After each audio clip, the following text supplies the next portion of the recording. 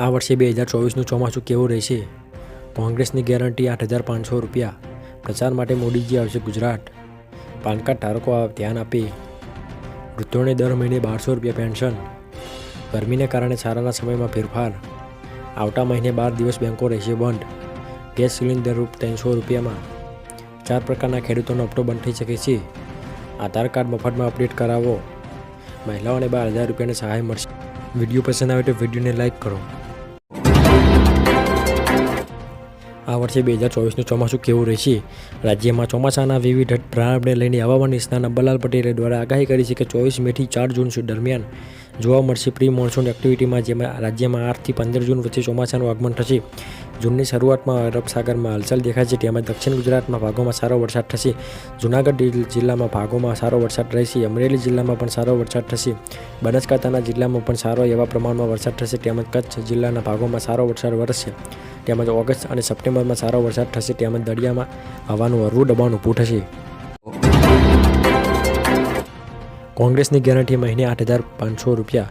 કોંગ્રેસના નેતા રાહુલ ગાંધીએ ગુરુવારે કહ્યું કે દેશની સામે જે 2 સૌથી મોટા મુદ્દા બેરોજગારી અને મોંઘવારી છે, પરંતુ ક્યાંય કોઈ સુનાવણી થઈ શકતી નથી. રાહુલ ગાંધીએ કહ્યું કે જો નરેન્દ્ર મોદી મોટા ઉદ્યોગપતિઓની લોન માફ કરી શકે તો કોંગ્રેસ પાર્ટી ફરીથી ખેડૂતોની લોન માફ કરી બતાવશે. તેમણે 2020થી 25 લોકોને પૈસા આપ્યા, તેમના માટે ભારત કરોડો લોકોને આપીશું. પ્રચાર માટે મોદીજી આવશે ગુજરાત.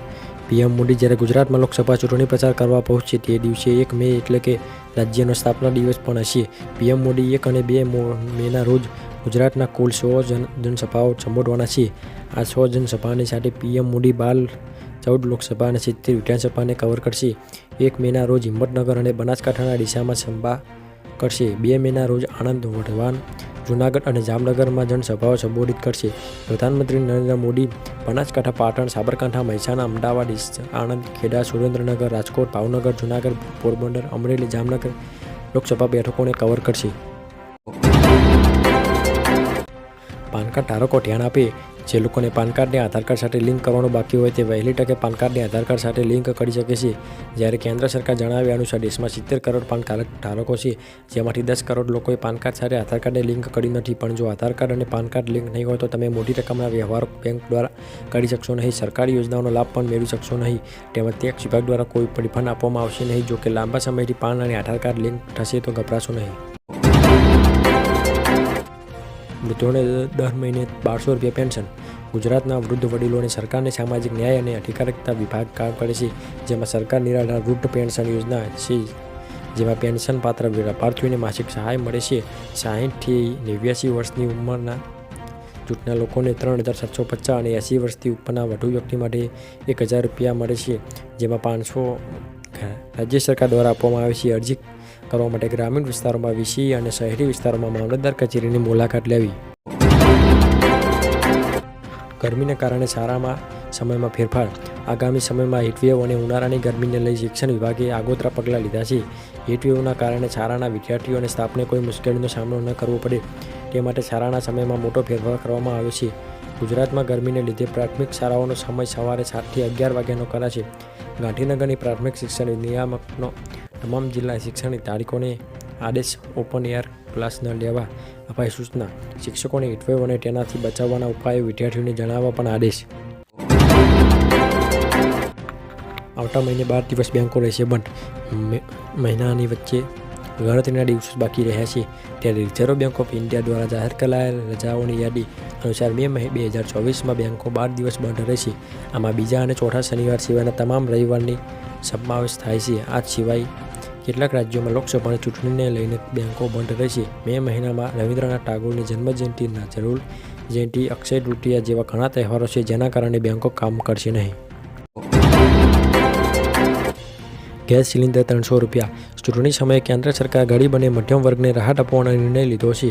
કેન્દ્રીય મંત્રી પિયુષ ગોયલે જાહેરાત કરી છે કે પીએમ ઉજ્જવલા યોજના હેઠળ ગેસ સિલિન્ડરના 300 રૂપિયાની સબસિડી એપ્રિલથી બીજા વર્ષ માટે લંબાવવામાં આવશે. હાલમાં સિલિન્ડરની કિંમત 3,955 રૂપિયા છે, પરંતુ આ યોજના હેઠળ 655 રૂપિયામાં 300 રૂપિયાની સબસિડી આપવામાં આવી રહી છે.